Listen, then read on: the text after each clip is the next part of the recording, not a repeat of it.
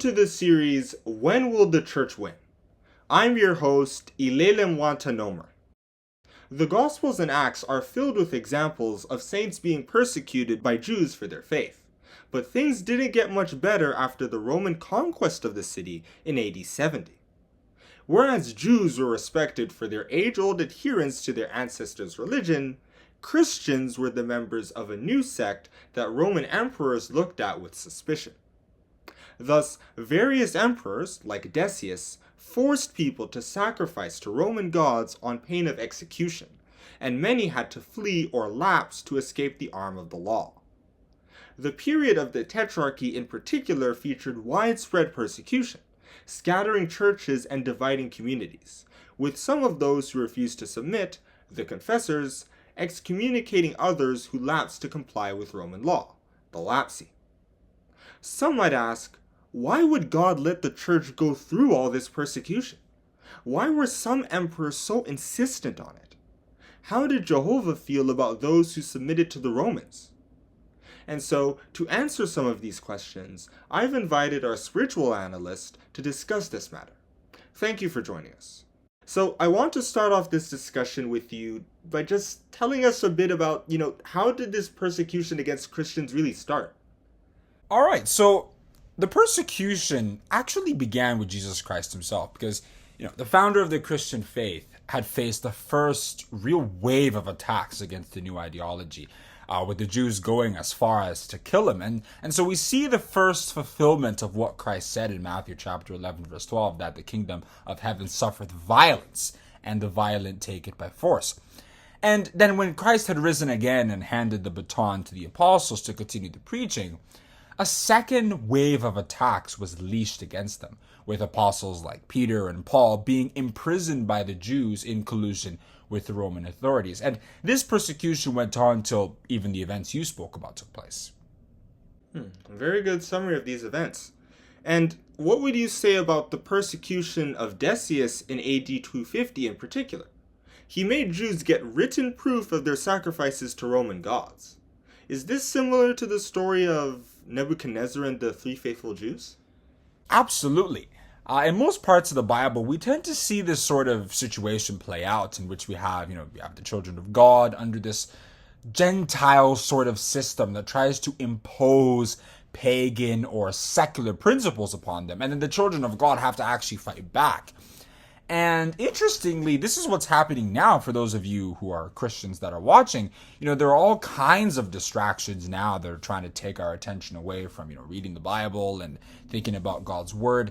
And there are government policies in many countries that are trying to prevent parents from raising their children as God would desire, and so on. So I think that was what Emperor Decius was going for there. And yes, the story of Nebuchadnezzar and his image really mirrors this situation.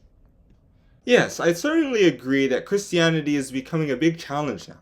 We can see that church attendance is gradually declining, and more Christians are becoming either atheist and or agnostic. But you mentioned something about Christians fighting back against the Gentile system. How exactly can Christians do that?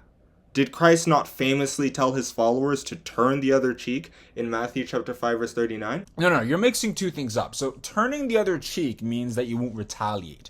And that's why, we find issues with people who riot against the government. That's not us. Paul said that we don't wrestle against flesh and blood in Ephesians chapter 6, verse 12. However, that doesn't mean we won't personally defend ourselves from their hands, because God is using them to take on all those false religious leaders, those charlatans who have deceived many Christians over the years, according to Revelation chapter 18. But we have to defend ourselves so that we don't get hurt as well, Very interesting. There's something else I wanted to talk to you about the Decian persecution, because, the persecution had gotten so bad that you could literally be executed if you didn't sacrifice to Roman gods. In fact, this actually divided the church, because some people, the lapsi, obeyed the law to save their lives, and others, martyrs and confessors, were willing to be executed to avoid idolatry. The survivors of the second group, the confessors, actually started shunning those that had yielded. So I wanted to ask, if a Christian decided to yield to Roman rule, to the Roman law, in order to save their lives, would God have held it against them? That's an excellent question. I would say no, because God has value for life, and He doesn't expect us to go on suicide missions for little gain. If you remember, actually, Naaman had done the same thing. He asked that Elisha allow him to kneel before the gods of his master out of protocol, even though he didn't believe in those gods any longer. And Elisha had said yes to his request. So, provided a Christian doesn't believe in those gods, I don't think it would really matter. So why then did the three Jews not accept Nebuchadnezzar's law and bow down to his statue? And why didn't Daniel hide to pray to avoid the lion's den? I'd imagine the confessors would use these passages against the lapsi, no? I see where you're going.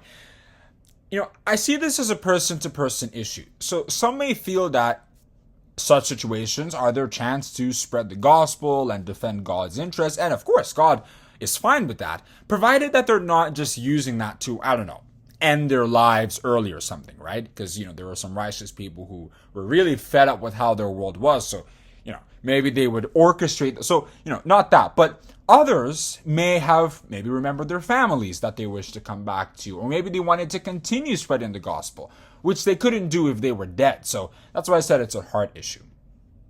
Something to think about. And just one more question, because we're going to run out of time soon. Why do you think God would allow Rome's Christians to undergo this kind of persecution?